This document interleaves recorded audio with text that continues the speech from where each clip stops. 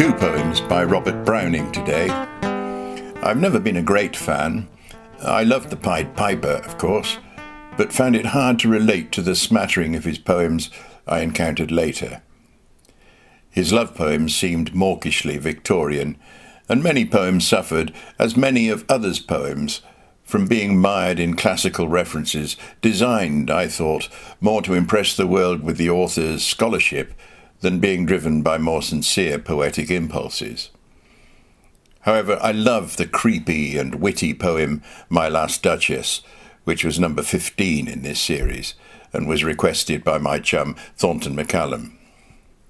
The first poem today is Home Thoughts from Abroad. Browning lived with his wife in Italy for many years.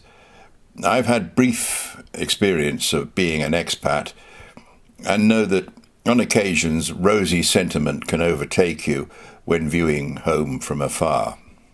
The second poem is Prospice, which roughly means a look forward, as distinct from looking forward, since the poem anticipates his final battle with death.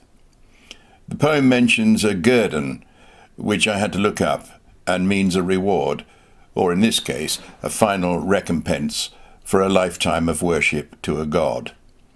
I'm always disappointed when a poem ends in the bosom of an extraterrestrial, especially as Shelley inspired Browning's brief flirtation with atheism. It's a good poem for all that. Home Thoughts from Abroad. Oh, to be in England, now that April's there, and whoever wakes in England sees, some morning, unaware, that the lowest boughs and the brushwood sheaf round the elm tree bole are in tiny leaf, while the chaffinch sings on the orchard bough in England now. And after April, when May follows, and the white throat builds and all the swallows, hark, where my blossomed pear tree in the hedge leans to the field and scatters on the clover blossoms and dewdrops at the bent spray's edge. That's the wise thrush.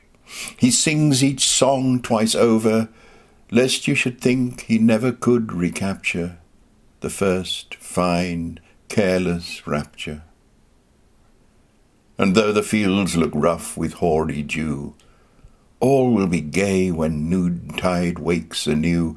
The buttercups, the little children's dower, far brighter than this gaudy melon flower. Prospice. Fear death? To feel the fog in my throat, the mist in my face when the snows begin, and the blasts denote I'm nearing the place. The power of the night, the press of the storm, the post of the foe. Where he stands, the arch fear in a visible form, yet the strong man must go. For the journey is done, and the summit is attained, and the barriers fall, though a battle's to fight ere the guerdon be gained, the reward of it all. I was ever a fighter, so one fight more, the best and the last. I would hate that death bandaged my eyes and forbore, and bade me creep past. No, let me taste the whole of it, fare like my peers, the heroes of old, bear the brunt, in a minute pay glad life's arrears of pain, darkness and cold.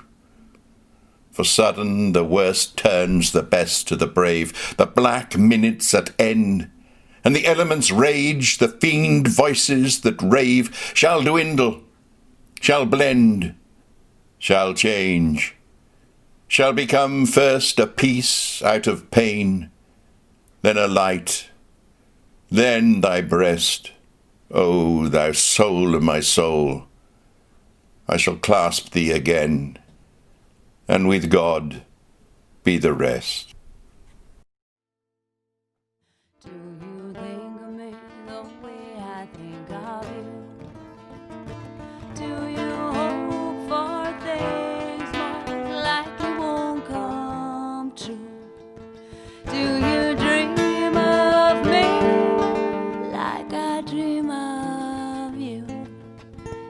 Tell me, darling, please tell me true. Oh, tell me, darling, please tell me